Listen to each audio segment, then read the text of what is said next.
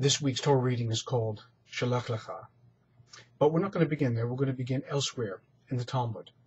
In Talmud Brachot in 21b, where Rabbi Chia, the son of Abba, said in the name of Rabbi Yochanan, I may be sanctified amongst the people of Israel.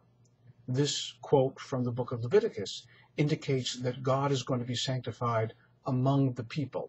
One wants to ask, and certainly the Talmud is eager to pose this question, is what does it mean, the people of Israel? How many does it take for God to be sanctified? And they answer, both in there and another segment in Sanhedrin, that God is sanctified wherever there is a minimum number of individuals that are of a like mind. Which brings us to this week's Torah portion, Shlach Lecha, where Moses sends out a series of 12 elders, spies, they are to become, to look at the land of Israel and to determine whether it is in their hands, achievable or not. Two of the spies turn around and come back, and their names are Joshua and Caleb, and tell Moses, the land is ours. All we do is have to go in and take it. 10, the balance of the spies say the land is indeed beautiful, but is beyond our ability to be able to wrest it from the inhabitants. We'll be squashed like gnats under their feet.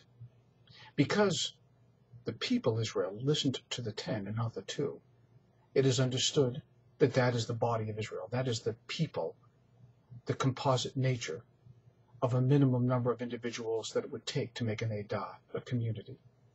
And now coming back to the Talmudic section that we quoted at first, it answers now that 10 is the minimum number it takes to sanctify God's name in the midst of a community. And that is, of course, why we have 10 as being the basic number for a minyan. Another idea that is worthy of note in the Torah portion this week is that in the 3rd verse of this week's parsha, Moses says, I'm sending out men. Rashi says, they're men now. What he's saying, in essence, is that not that they're not men later, but they're not mensch later. That their Yetser, their dark side, got the better of them.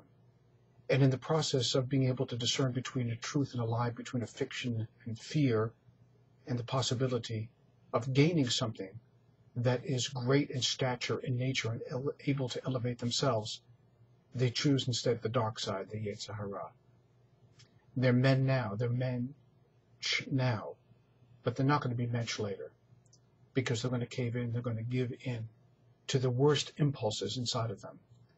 The message, I think, that is posed by the Torah portion is clear, crystalline in nature. Always be aware of the Yetser that lurks in and around us, seeking to derail us from our best intentions, seeking to take us away from the best part of nature of ourselves and seeing the best too in other people. Such a thing can be so disastrous, it can destroy the nature of not only a single person, that individual gives into the Yetser, but in this instance of an entire nation.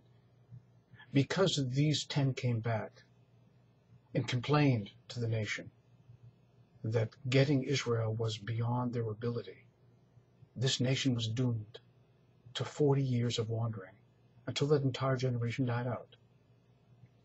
The repercussions of giving into the dark side can be great, heavy, and long-lasting. Wishing you strength, a beautiful week, and an even better Shabbat.